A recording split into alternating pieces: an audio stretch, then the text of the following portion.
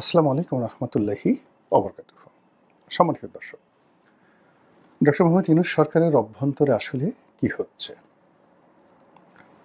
সরকারের মধ্যে কি আগের মতো ঐক্য আছে, কিংবা সরকারের পেছনে যে শক্তি ছিল, দৃশ্যমান শক্তি, অদৃশ্য শক্তি, অন্তর্নিহিত শক্তি, সেই শক্তির রূপকগুলো, ধারকগুলো, কিংবা শক্তির যে সূত্রগুলো রয়েছে, রুট, সেগুলো কি এখনো আছে, নাকি সবকিছু এলোমেলো হয়ে গেছে? এর কারণ হলো 2025 সনের জুলাই মাসে এসে যে সকল কথাবার্তা শুনতে পাচ্ছি এবং যে সকল বিশৃঙ্খল অবস্থা দেখতে পাচ্ছি, সেক্ষেত্রে সরকার যে খুব স্বাভাবিকভাবে কাজ করতে পারছে, চলছে, সরকারের যে সুন্দর একটি ভবিষ্যৎ আছে, এটা মনে হচ্ছে না। সরকার প্রধান হিসেবে ডক্টর মোহাম্মদ ইউনূসের যে কথা, তার যে ধারাবাহিকতা থাকা দরকার, সেই কথার একটা ধারাবাহিকতা আমরা এখন পর্যন্ত দেখিনি। তার সরকারের একটা গুরুত্বপূর্ণ সিদ্ধান্ত বাস্তবায়ন, কোনো মেগা প্রকল্প বাস্তবায়ন করা, কোনো গুরুত্বপূর্ণ সিদ্ধান্ত গ্রহণ করা, এরকম দেখছি না। যা কিছু হচ্ছে সেটা অনেকটা বিএনপির ইচ্ছা, অনেকটা জামাতের ইচ্ছা, অনেকটা এনসিপির ইচ্ছা, কিন্তু সরকারের যে সত্যিকার একটা ইচ্ছা, এককভাবে ইউনিক ইচ্ছা, এটা আমরা দেখছি না। শেখ হাসিনার বিচারের জন্য, জুলাই আগস্টে বিপ্লবে যারা হত্যাকাণ্ড ঘটিয়েছেন তাদের বিচারের জন্য ট্রাইব্যুনাল হয়েছে। এটা সরকারের কোনো একক ইচ্ছা নয়, সরকার এই কাজটি করতে বাধ্য হয়েছে। 2 নম্বর হলো যে এই যে বিচার ব্যবস্থা, সেই বিচার ব্যবস্থার বিচার ব্যবস্থাকে চমৎকারভাবে কন্টিনিউ করার জন্য সরকারের যে ভীষণ দরকার, মিশন দরকার, সেটা পরিলক্ষিত হচ্ছে না। এটা কেমন যেন একটা ঢিলে ঢালাভাবে সবকিছু চলছে। আমাদের সুপ্রিম কোর্ট, আমাদের appellate division, high court division, supreme court bar, attorney general office, নিম্ন আদালত, আইন মন্ত্রণালয়, তারপরে প্রধান উপদেষ্টার কার্যালয়, এই জিনিসগুলোর মধ্যে যা হওয়া দরকার হচ্ছে না। যেমন ধরুন শেখ হাসিনার 15টি বছর, এখন 15টি বছরে আপনি বুঝতে পারতেন যে কারা রাষ্ট্র চালাচ্ছে। সেক্ষেত্রে প্রধানমন্ত্রী কার্যালয়ের প্রধানমন্ত্রীর সচিবকে, ব্যক্তিগত সচিবকে, তারপর প্রধানমন্ত্রীর কার্যালয়ের মুখ্য সচিবকে, সমস্ত মানুষের মুখস্থ ছিল। আপনি কি বলতে পারবেন এখন ডক্টর মোহাম্মদ ইউনূসের মুখ্য সচিবকে, সবচেয়ে বড় যিনি প্রিন্সিপাল সচিব, বলতে পারবেন না। আপনি কি বলতে পারবেন যে ওনার যে একটা সেক্রেটারি আছে, পূর্ণ সচিব পদমর্যাদার একজন প্রাইভেট সেক্রেটারি আছে, হু ইজ হি, তার নাম কি? আমি তো জানি না।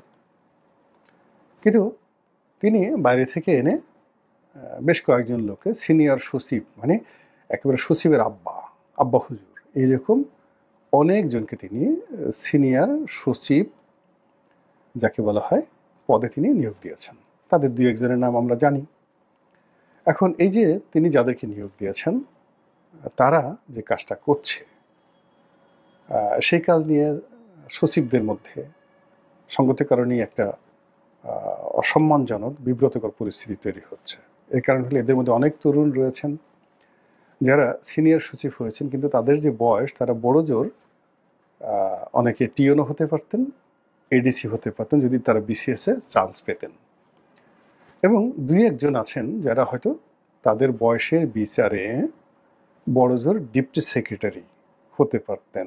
তাদের যে এইজ, জয়েন্ট সেক্রেটারি হতে পারতেন কিনা আমি বলতে পারবো না, যদি স্বাভাবিক হইতে তারা প্রমোশন পেতেন।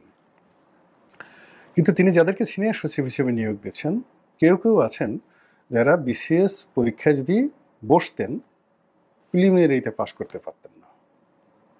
মানে প্রিলিমিনারিতে পাশ করার পরে রিটেন, তারপরে ভাইবা দেওয়ার পরে চাকরিতে সুপারিশ, এরপরে ফিল্ড লেভেলে 8-10 বছর চাকরি করার পরে প্রমোশন, এরপর ধীরে ধীরে ডিপ্টি সেক্রেটারি থেকে সচিব হবেন, সচিবদের পরে আবার সিনিয়র সচিব হবেন। তো এই যে একটা বিরাট মানে সিভিল সার্ভিসে যদি 10,000 লোক থাকে কথায় কথা, তার মধ্যে সিনিয়র সচিব হওয়ার সৌভাগ্য হয় হয়তো 10 জনের। তো এইরকম হঠাৎ করে ধরে এনে যারা পরীক্ষায় বসেননি কখনো, বিসিএস পরীক্ষায় পাশ করা তো দূরের কথা, তাদেরকে এনে উনি সিনিয়র সচিব বানিয়ে দিয়েছেন। ফলে কি হলো, আমরা এই সিনিয়র সচিবদেরকে চিনছি, কিন্তু অরিজিনাল যারা সচিব তাদেরকে আমরা চিনছি না, যারা দেশ চালাচ্ছে বা যারা দেশ চালাবে। এরপর আমলাদের বাইরে যেটা আছে সেটা হলো একটা রাইট হ্যান্ড থাকে, তারপর শেষে লেফট হ্যান্ড থাকে। বিএনপি জামানাতে, আওয়ামী লীগ জামানাতে, এরশাদ জামানাতে প্রধানমন্ত্রী একটা মিনি ক্যাবিনেট থাকে, কিচেন ক্যাবিনেট থাকে। তো সেখানে পদবি না থাকলে অনেকে ক্ষমতাধর, যেমন শেখ হাসিনার এসালম, তারপর শেষে শেখ হাসিনার সালমান এফ রহমান, শেখ হাসিনার সেই মজুমদার, নজরুল ইসলাম মজুমদার, তারপর আরও অনেকে, এরকম ধরুন অ্যাটলিস্ট 1 ডজন।